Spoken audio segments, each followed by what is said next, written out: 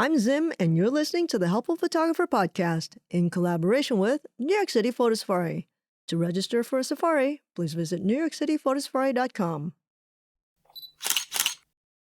This episode is for Jan on the Upper West Side of Manhattan, who reached out with a pretty frustrating issue he was having with his Sony camera.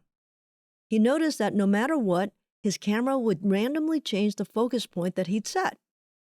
So I invited Jan to join me for a photo safari to see exactly what was going on. I had a pretty good idea of what the problem was, but I wanted to make sure I was on the right track. When we met up, he showed me how he was setting his focus point. He'd use the touchscreen to navigate to where he wanted the focus to be. Once it was set, he'd lift the camera to his face and start shooting. Here's the issue.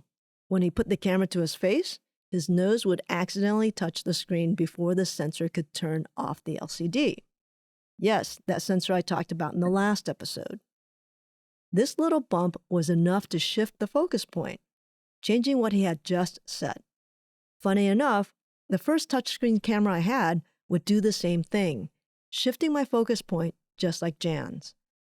So a quick tip for everyone with a touchscreen: be careful when you're setting anything on your LCD. The touchscreen is super sensitive, which is great, but it also means it's easy to accidentally change settings with the tap of your nose. Make sure you press Set or OK to lock in your settings before you bring the camera to your face. That will prevent those accidental changes.